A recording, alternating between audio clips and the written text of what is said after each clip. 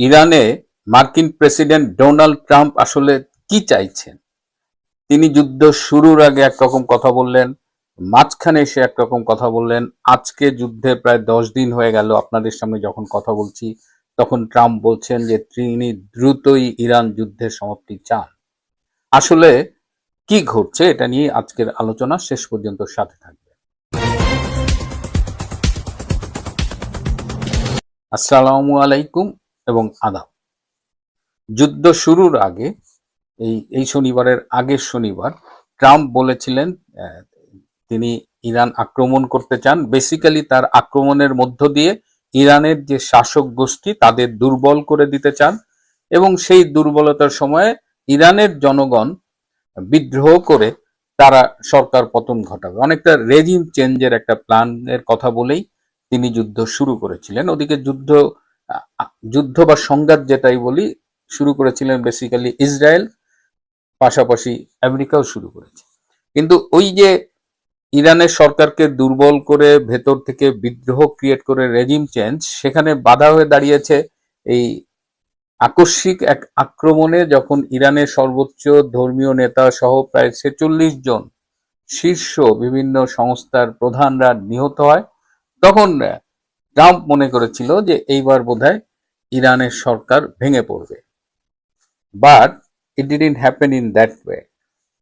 এত এত শীর্ষ নেতা মারা যাওয়ার পরেও ইরান কিন্তু কলাপস করেনি, যেটা সিআইএ এবং মার্কিন গোয়েন্দা সংস্থাগুলো কিন্তু ট্রাম্পকে আগেই এই রিপোর্টটি দিয়েছিল। তারা গোয়েন্দা প্রতিবেদনে বলেছিল যে ইরানের শীর্ষ নেতৃত্বকে হত্যা করা হলেও যে ইরানের সরকার ভেঙে পড়বে বা যুদ্ধে ক্ষান্ত দেবে সেটা না, বরং তারা দীর্ঘমেয়াদী যুদ্ধ চালিয়ে যেতে পারে। এবং ইরানের যে বর্তমান যে অবস্থা তাতে মার্কিন গোয়েন্দা সংস্থার রিপোর্টটাই আসলে বাস্তবায়িত হচ্ছে।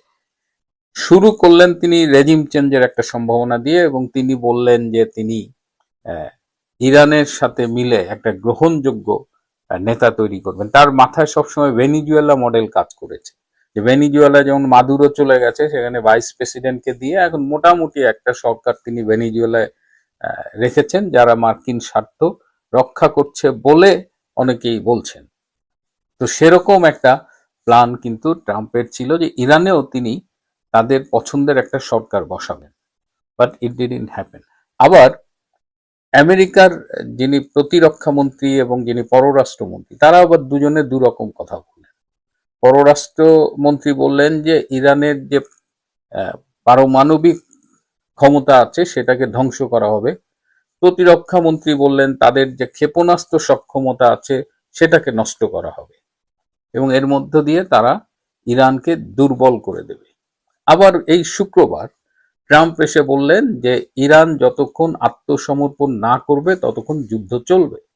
এবং এই আত্মসমর্পণের এই থ্রেট, যুদ্ধবিরতির আলোচনা, এসব ইরান কিন্তু বরাবরই প্রত্যাখ্যান করেছে এবং ইরান আক্রান্ত হয়ে এই যুদ্ধকে মধ্যপ্রাচ্যে ছড়িয়ে দিয়েছে। মধ্যপ্রাচ্যে বিভিন্ন মার্কিন যে সামরিক স্থাপনা আছে সেখানে আক্রমণ করছে, যেসব হোটেলে মার্কিন সেনারা অবস্থান করছে সেই সব হোটেলে আক্রমণ করছে। অর্থাৎ যুদ্ধটা কেবলমাত্র ইরানের ভূমিতে সীমাবদ্ধ নেই।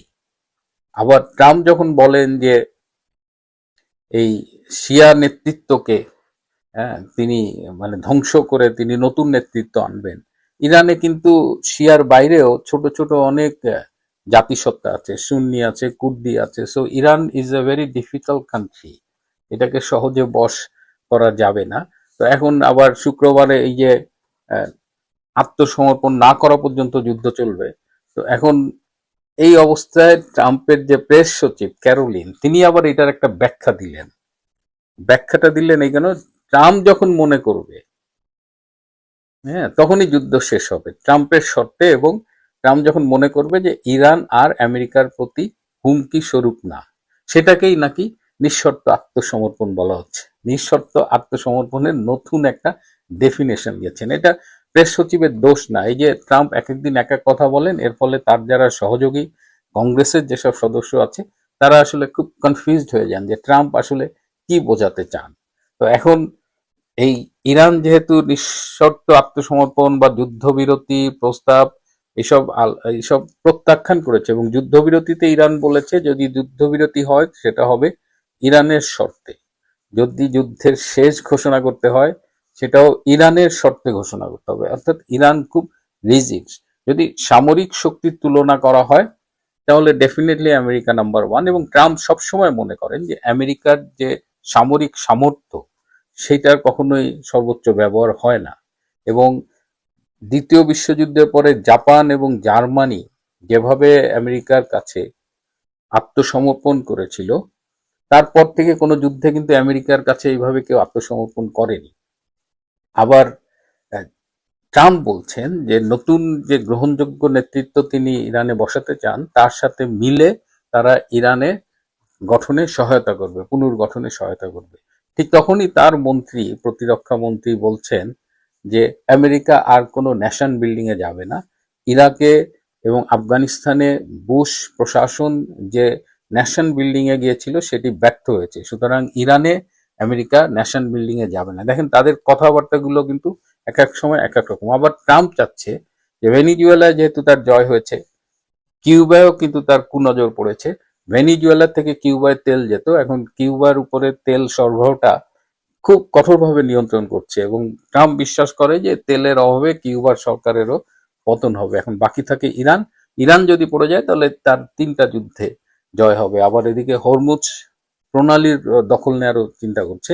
এই সব মিলিয়ে সর্বশেষ ট্রাম্পের অবস্থান হলো যে আমি এর আগে বলেছিলাম যে ইরান এই সংঘাতের তিনটা পরিণতি হতে পারে। একটা হলো যে কূটনৈতিক সমঝোতার মাধ্যমে একটা এই সংঘাত বন্ধ করা, দ্বিতীয় হলো যে বর্তমান বাস্তবতায় মধ্যপ্রাচ্য আমেরিকার উপর নির্ভরতা কমিয়ে নতুন মিত্র খুঁজে নেয়, এবং তিন নম্বর যেটা আমরা কেউ চাই না যে এই সংঘাত, এই যুদ্ধ দীর্ঘকাল ধরে চলা।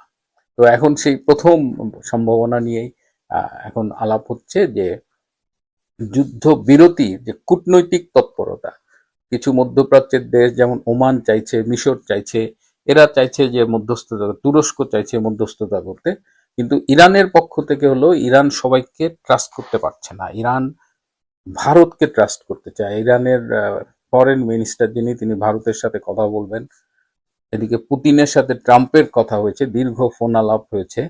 সো আলটিমেটলি এখন যেটা দাঁড়াচ্ছে, যদি যুদ্ধবিরতি হয় বা যদি একটি সফল কূটনৈতিক আলোচনার আয়োজন করা হয়, সেখানে ভূমিকা রাখবে মূলত ভারতের মোদি এবং রাশিয়ার পুতিন। অর্থাৎ এখন এই যুদ্ধের ভাগ্য নির্ধারণের অনেক কিছুই নির্ভর করছে যে ভারত এবং রাশিয়া কিভাবে মধ্যস্থতা করতে পারবে। এবং ট্রাম্প এই মুহূর্তে যেটা মনে হচ্ছে যে আর যুদ্ধটা টানতে চাচ্ছে না, কারণ আমেরিকার ভিতরেও কিন্তু যুদ্ধবিরোধী একটা মনোভাব দানা বেঁধে উঠেছে, এবং সারা বিশ্বে এই সংঘাতের, এই যুদ্ধের অনেক নেতিবাচক প্রভাব পড়েছে। বিশেষ করে তেলের দাম কিন্তু চড়া। আমি গত সপ্তাহে $1.70 দিয়ে 1 লিটার ডিজেল কিনেছি, সেইটা এখন 80 সেন্ট বেড়ে গেছে।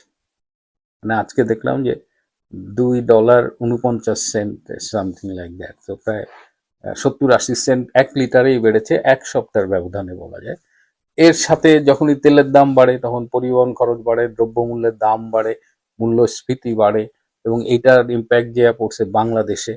বাংলাদেশের তো মানে এমনি